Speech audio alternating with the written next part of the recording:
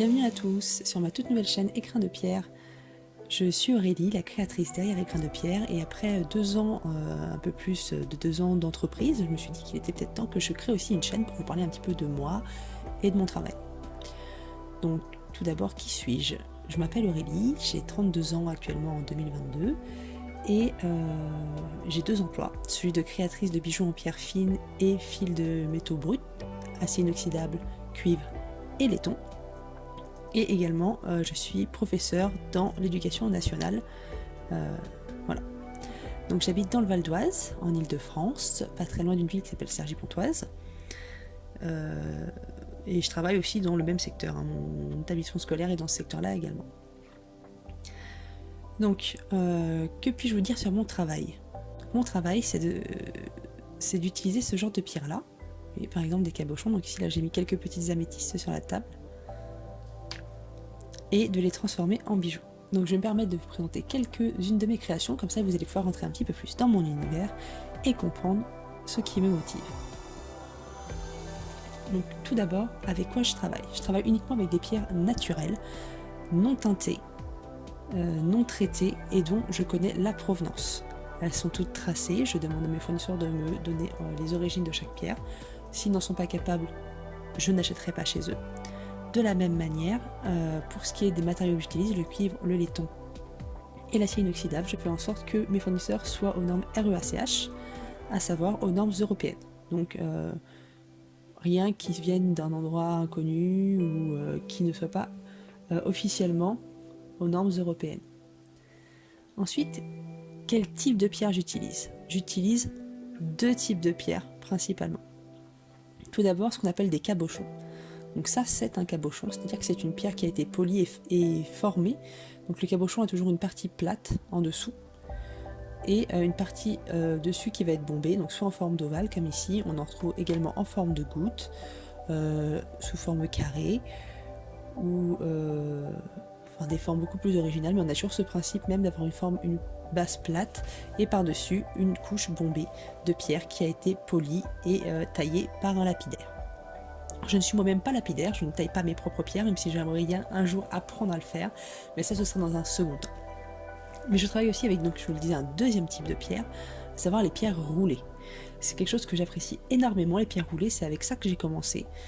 Et c'est un matériau que je trouve très intéressant, puisque la pierre roulée est justement par définition en fait polie par roulement, c'est une technique qui vient en fait rouler les pierres avec de l'abrasif et d'autres matériaux à l'époque c'était dans des tonneaux, et ce qui fait qu'on va avoir une pierre qui va être polie, lisse, mais qui va garder une forme qui lui est propre, une forme unique.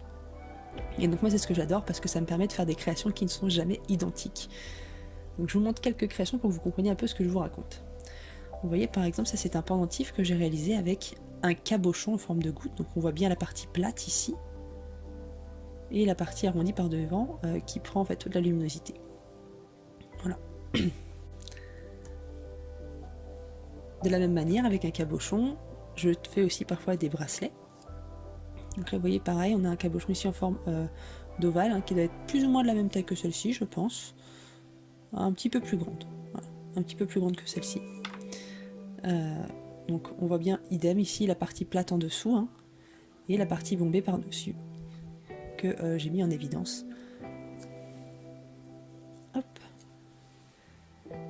Je travaille également donc avec les perles qui pour moi rentrent un peu dans la partie cabochon si on peut dire, puisque ça reste des choses qui sont normées en fait en termes de taille, mais là on est sur de la perle.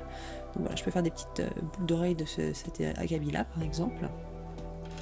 Hop. Alors ça c'était une perle que j'avais volontairement faite asymétrique. Donc vous allez voir que la deuxième, si j'arrive à l'attraper, parce qu'avec une seule main c'est pas évident. Hop. Et que je vous la mette dans le bon sens, c'est encore mieux. Voilà. Donc vous voyez en fait, voilà, la petite paire de boucles d'oreilles asymétriques. Donc ça fait partie d'une mini collection, donc j'en ai plusieurs avec différentes perles de différentes pierres. Donc dans le cas présent ici, c'est une rhodochrosite. C'est une pierre qui est très très recommandée dans tout ce qui va être maladie inflammatoire, problèmes rhumatismaux, sclérose en plaques également, etc. avant, ouais, je ne vous les ai pas présentés. Donc ici, vous avez un jaspe coquelicot. On l'appelle coquelicot parce qu'en fait, les motifs ressemblent à des fleurs de coquelicot. Et ici, on est sur une chrysoprase bio, en fait, hein, donc sans inclusion. Alors, ça ne veut pas dire que celles avec inclusion sont de moins bonne qualité, c'est juste qu'en fait, elles ne sont pas prises au même endroit de la pierre.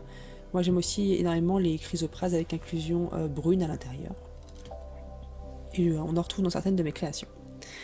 Donc, je vous parlais des perles. Ici, vous les retrouvez aussi dans ce genre de bijoux-là. Hein. Donc ici, on va retrouver de l'œil de tigre et du cristal de roche.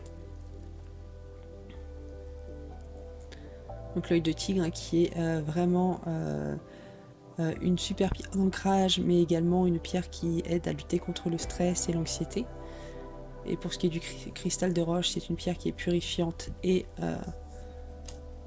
énergisante. Hop. Et enfin, je vous parlais donc des pierres roulées. Donc, qu'est-ce qu'une pierre roulée? Alors, je vais vous montrer. Ici, un pendentif pareil que j'ai réalisé cet été en laiton et sardoine. Alors, la sardoine, en fait, c'est ni plus ni moins qu'une cornaline, hein, donc une agate rouge, mais qui vient d'une région, qui vient de Sardaigne, en fait, hein, d'où le fait qu'on l'appelle la sardoine. Voilà. Et donc, vous voyez, en fait, là, on voit bien par contre qu'on a une pierre qui n'est pas du tout plate en dessous, hein, qui a une forme avec plein d'aspérité. Ici, là, vous voyez, on voit, hop, il y a un petit recoin de la pierre. On a un plat ici, un arrondi. Ici, on voit que voilà, la pierre, elle n'avait pas du tout une forme standard. Enfin, ouais, voilà. C'est ce genre de pierre-là que j'aime aussi beaucoup utiliser dans mon travail, puisque ça me permet à chaque fois de renouveler mes créations. Voilà, j'espère avoir répondu à vos questions, et que vous avez à peu près compris mon univers et comment je travaille. N'hésitez pas à vous abonner à ma chaîne et à me laisser un petit commentaire en dessous si vous avez d'autres questions, s'il y a des choses qui ne sont pas claires, si vous avez des retours à me faire, c'est toujours bon à prendre. En tout cas, merci à tous de m'avoir écouté et je vous dis à bientôt pour de nouvelles vidéos.